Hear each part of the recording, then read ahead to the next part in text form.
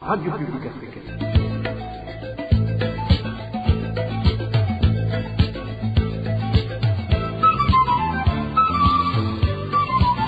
Radio Publique Africaine.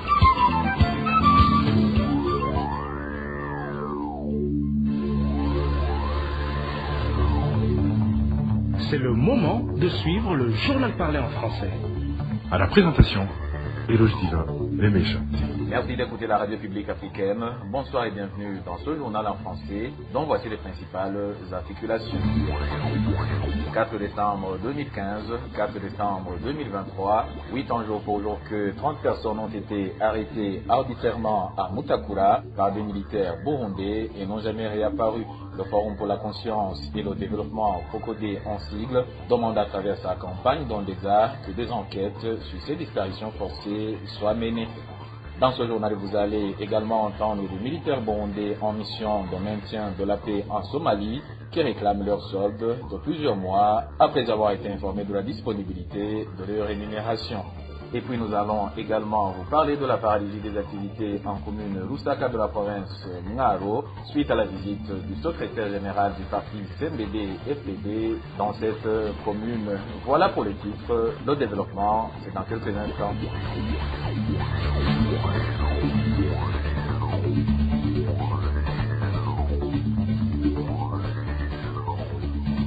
Au bonsoir. Débutons ce journal par la page Droits de l'homme. 8 ans après l'arrestation arbitraire de plus de 30 personnes dans le quartier Mutakura de la zone Chibitoke en mairie de Bujumbura par des militaires burundais qui les accusaient d'avoir manifesté contre le troisième mandat de Pierre Nkurunziza, ils n'ont jamais réapparu. Propos de Pacifique Ninina Azoué, président du Forum pour la conscience et le développement FOCODE. À travers la campagne Ndondeza, Pacifique Ninina Azoué affirme que tous ces portés disparus étaient membres des partis de l'opposition, FNL et MSD. Pacifique Ninina Azoué demande au président de la République et au procureur général de la République d'enquêter sur ces disparitions. Dans la soirée du 4 décembre 2015, une trentaine de personnes ont été arrêtés à Mutakura dans une rafle qui avait été organisée par des militaires conduits par feu lieutenant-colonel Darius Ikurakure. Les personnes arrêtées au cours de cette rafle étaient des militants du parti MSD et du parti FNR d'Agathon Rwasa qui avaient tous manifesté contre le troisième mandat du président Nkurunziza à Mutakura. La rafle a été organisée sur la 8e avenue, la 9e, la 10e, la 11e et la 12e avenue de Mutakura. Nous avons reçu des informations que le nombre serait au-delà de 30. Nous avons jusqu'ici pu identifier une dizaine de personnes. Ici, je peux citer des personnes comme l'étudiant Epipode Ngabirano de l'école normale supérieure, des boy scouts comme Elvis Mundwa et Cassien Vouyekure. Il y a aussi Emmanuel Nahomvukiye et Papinda Ishimiye, Thierry Nijimbere, Albert Nduwimana, Leonidas Ngendakuriyo, Elias Nijimbere. Ce sont des personnes dont les familles ont tout fait pour les retrouver, mais qui soit ont été menacés, soit ont reçu des informations contradictoires sur les lieux de détention, mais qui finalement n'ont jamais retrouvé les leurs. Cela fait donc aujourd'hui 8 ans qu'il n'y a pas d'enquête, que rien n'est fait pour retrouver toutes ces victimes. Il est très important que le président Ndayishimiye enquête sur ces crimes. Nous adressons également notre message au ministre de la Justice et au procureur général de la République. Ils ont l'obligation d'enquêter. Notre message continue à s'adresser également à la Cour pénale internationale, à laquelle nous demandons d'insérer dans ces enquêtes ces disparitions forcées du 4 décembre 2015. Gouvernance à présent, les militaires qui sont rentrés de la mission de maintien de la paix en Somalie réclament leur solde de plusieurs mois. Certains d'entre eux indiquent qu'ils ont été informés que leur rémunération était disponible. Ces rançons militaires, les familles de ceux qui sont encore en Somalie et de ceux qui sont entrés au pays font face à une pauvreté extrême. Nous, les militaires qui travaillons au bureau de l'état-major, nous avons entendu depuis quelque temps que nos collègues qui sont en Somalie et leurs familles, et même ceux qui sont déjà rentrés et leurs familles, suppliaient le président de la République pour qu'on leur donne leur solde pour le maintien de la paix en Somalie. La situation est pareille pour ceux qui sont déjà rentrés. Ils disent qu'ils sont en situation de pauvreté. Si cet argent n'est pas encore disponible, qu'ils nous donnent des crédits. Nous qui travaillons au bureau de l'état-major, de même que les autres militaires, nous avons appris que l'argent serait déjà là, mais qu'il aurait été utilisé dans le commerce. Nous aussi, nous pensons que ces militaires disent la vérité. L'argent est déjà ici au Burundi. À part qu'ils ne veulent pas nous dire clairement si cet argent est disponible ou pas, l'on ne sait pas ce qu'ils vont faire avec cet argent retiré sur le solde d'un militaire. Nous savons que le gouvernement tire des avantages de cette mission et même sur les armes, mais l'on ne sait pas dans quel secteur est orienté cet argent ici au bureau de l'état-major. Nous demandons le paiement des soldes des militaires et qu'on nous informe sur l'orientation de l'argent retiré sur le solde d'un militaire et celui gagné sur les armes. C'est vraiment honteux qu'ils nous donnent des crédits si nos salaires ne sont pas encore disponibles. Pensez-vous qu'ils n'écoutent pas vos radios? Ils ne veulent pas parler tout simplement à cause de leurs intérêts.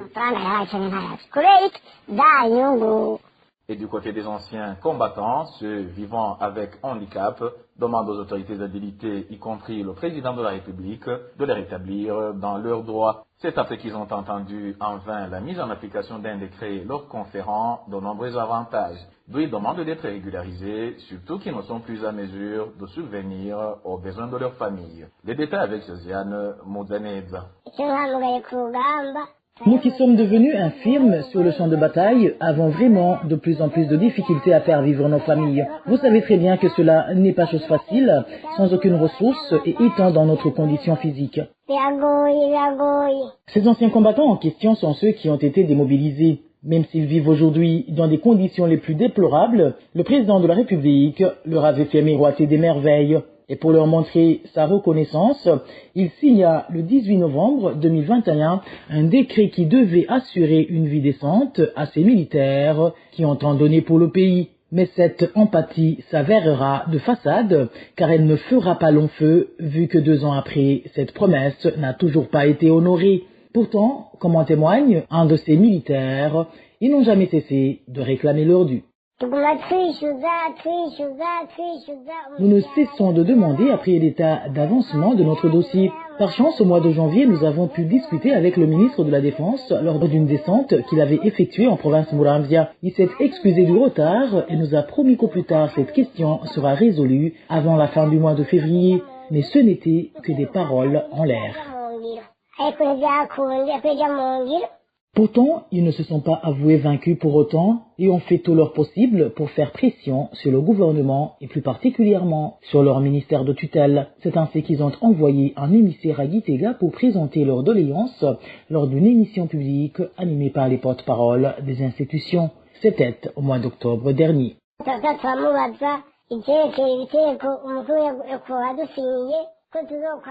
Nous lui avons encore demandé à quand pourrions-nous enfin goûter aux fruits de ce décret présidentiel. Il s'est encore une fois excusé et a juré qu'avant la fin de cette année, la décision sera coûte que coûte effective. Mais nous avons perdu tout espoir.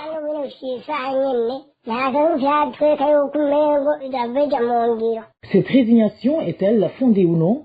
Ce qui est sûr, c'est que ces militaires ont par expérience été maintes fois déçus. C'est notamment en ce qui est de l'augmentation de leur salaire qui n'a duré que le temps de la rosée, sans parler des maisons leur construites par le gouvernement et qui peuvent à tout moment leur être confisquées. C'est un dossier sur lequel nous reviendrons dans notre prochaine édition. Merci à toi, Josiane Mouzanedza. Place maintenant au bilan hebdomadaire sécuritaire. La rédaction de la RPA a pu répertorier 8 cas d'assassinat dans 6 provinces du pays au cours de la semaine écoulée.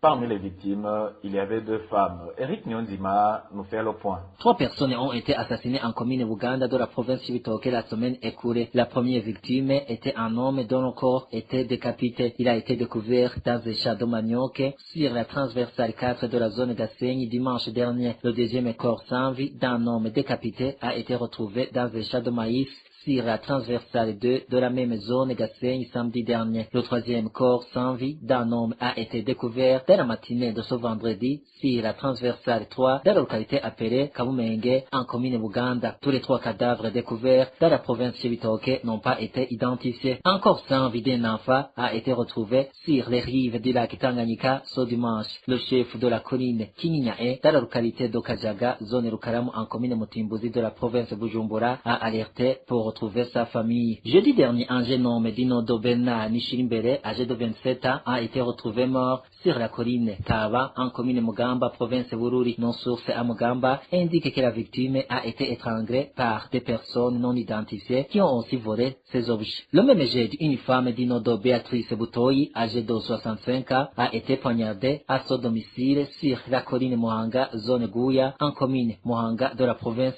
Kayanza. Les motifs de ce crime restent inconnus. 6 personnes dont le mari de la victime ont été arrêtées pour des raisons d'enquête. Une autre femme qui a été tuée est de la province Kirundo. Elle s'appelle Pelagie Misigaro. Elle aurait été tuée par son mari sur la colline Sousa en commune Nega mercredi dernier. Son mari a été arrêté par la police pour des raisons d'enquête. Le dernier cas répertorié par la RPA est de la province Muramvya. Il s'agit d'Ernest Nyongabo, président du parti CNDD-FDD sur la colline Bubanda en commune Rutegama. Il a été tué à l'aide de machettes par des inconnus mardi dernier. Une personne avec qui il partageait un verre dans un cabaret a été arrêtée pour des raisons d'enquête. En page politique, le président du parti CNL demande au ministre de l'Intérieur, du Développement communautaire et de la Sécurité publique de ne plus s'immiscer dans les affaires internes de son parti et d'assurer plutôt l'ordre, la tranquillité et la liberté de réunion des partis politiques sans discrimination aucune. Dans un communiqué sorti ce dimanche, Agathon Rwasa indique que les sanctions arbitraires et injustes à l'égard du parti CNL depuis 6 mois ont expiré en s'appuyant sur la loi portant organisation et fonctionnement des partis politiques. Les détails avec Onésime Dushimagidze. Dans son communiqué sorti ce dimanche, le parti CNL rappelle qu'il vient de passer 6 mois dans une situation de sanctions arbitraires et injustes lui imposées par le ministre de l'Intérieur, du Développement communautaire et de la Sécurité publique. Le président du parti CNL précise que non seulement son parti n'a rien à voir avec les accusations portées contre lui, mais également ces sanctions ne pouvaient en aucun cas aller au-delà de 6 mois, selon l'alinéa 2 de l'article 62 de la loi régissant les partis politiques au Burundi. Cet alinéa stipule que la mesure de suspension et de fermeture des locaux ne peut excéder 6 mois. Selon toujours ce communiqué, Agathon Rwasa ajoute que le ministre de l'Intérieur a délibérément manqué de mentionner le temps qu'allait durer ces sanctions en violation de l'article 3 de la loi régissant les partis politiques au Burundi. De ce qui précède, Agathon Rwasa trouve que les sanctions imposées au parti CNL en date du 2 juin 2023 ont pris fin le 1er décembre 2023, conformément à l'alinéa 2 de l'article 62 de la loi régissant les partis politiques au Burundi, qui limite la durée des sanctions à 6 mois au maximum. Le président du parti CNL, Agathon Rwasa, demande au ministre de l'Intérieur de cesser toute immixtion dans les affaires internes du parti et d'assurer l'ordre, la tranquillité et la liberté de réunion et de rassemblement des partis politiques sans discrimination aucune. Le président du parti CNL demande également aux Nyangamugayo, membres du parti CNL, d'œuvrer main dans la main et avancer sereinement vers les échéances électorales, tout en restant vigilants car, selon lui, les détracteurs du parti n'ont pas abandonné leurs projets de sa destruction. Il appelle aussi les dissidents à revenir à la raison et cesser leur attitude d'insubordination et de rébellion. Dans son communiqué, Agathon Rwasa, président du parti CNL, termine en demandant à la communauté internationale de continuer à suivre de près la situation de la gouvernance ainsi que le droit de l'exercice du droit de réunion des partis politiques en ce moment où les élections législatives et communales de 2025 approchent. Onésime Dushimagidze. Paralysé de différentes activités ce lundi dans la commune Lusaka, en province d'Omngaro. Cette paralysie a été causée par la visite du secrétaire général du parti CNDD-FDD dans cette commune. Certains habitants de Lusaka estiment que cette attitude du parti au pouvoir freine leur développement économique. Plus de détails avec Inès Gakiza. Les 4 zones, à savoir Nyanza, Lusaka, Nyaruchamo et Makamba de la commune Lusaka, sont celles dont presque toutes les activités étaient suspendues ce lundi, car les Imbonerakure ont contraint tous les habitants d'aller accueillir Révérien Dikuliyo, le secrétaire général du parti au pouvoir, le CNDD-FDD. Ces habitants déplorent son comportement dans un pays qui se proclame démocratique. Aujourd'hui, les Imbonerakure ont ordonné à tous les propriétaires ayant des maisons de commerce de les fermer. Personne n'avait le droit d'acheter quoi que ce soit. Même les agriculteurs n'ont pas travaillé. Aussi, presque tous les secteurs publics n'ont pas travaillé, tels que le bureau communal ainsi que les écoles, car les élèves ont été renvoyés puisque les enseignants étaient allés l'accueillir. C'est vraiment honteux dans un pays où l'on ne cesse de chanter que le Burundi est un pays démocratique. Les habitants de ces 4 zones sont surtout frustrés de voir que même ceux qui ne sont pas membres de ce parti ont été sommés d'arrêter leurs activités pour aller participer à cette rencontre des membres du parti CNDD-FDD. Ainsi, ils demandent que ce comportement cesse car il génère un énorme manque à gagner pour la population ainsi que pour le pays. Nous sommes étonnés de voir que le secrétaire général du CNDD-FDD puisse perturber toutes les activités alors que tous les habitants ne sont pas membres de ce parti politique. Nous demandons que cette attitude soit bannie car elle freine le développement économique du pays vu la masse populaire qui est allée l'accueillir. C'est une grande perte pour le pays. Selon nos sources locales, la nuit dernière, certains habitants de la commune Lusaka ont été malmenés et tabassés par les Imbonerakure sous prétexte d'assurer la sécurité de cette autorité du parti CNDD-FDD qui devait faire une descente dans cette commune. Ainsi, les habitants de la dite commune demandent que le droit d'appartenir dans un parti politique de son choix soit vivement respecté pour chaque citoyen sans aucune exception. Et même si la campagne de récolte des cannes à sucre et de production du sucre a été clôturée ce dimanche à la Sussumo, il reste encore des hectares de champs de canne à sucre à exploiter. Des cannes à sucre qui s'ajoutent à ceux qui sont là depuis l'année dernière et qui ne devraient plus produire de sucre. Le point avec Elvis Nyomongere. Ces milliers d'hectares de canne à sucre qui n'auront pas été utilisés pour la production de sucre cette année, des cannes à sucre qui sont condamnées à rester dans les champs pour peut-être utiliser l'année prochaine dans la production de sucre. La principale raison de cet état de choses est celle du travail de ce moment, l'incapacité de la plupart des outils de production. Pour cette année, il n'aurait pas été utilisé plus d'un tiers des cannes à sucre se trouvant dans les plantations de la Sosomo.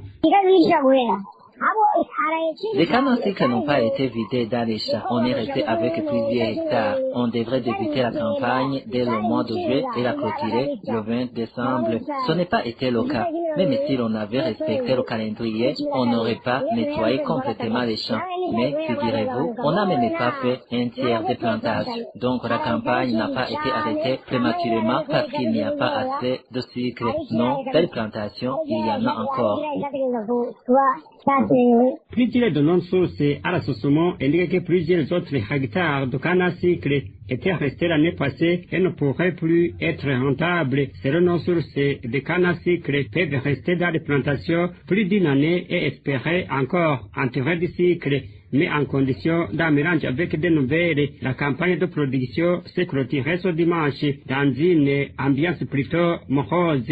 D'habitude, la campagne se termine dans une ambiance festive devant les autorités de la Sosomo. À l'occasion, l'on boit et on mange. Merci à toi Elvis Nyomongere. Les prix des bouquets Internet ont augmenté au Burundi, mais il n'y a pas d'amélioration sur le débit de la connexion selon la population. Certains agents des sociétés de la téléphonie mobile le confirment. Reportage signé Dany Claire et la Trombe.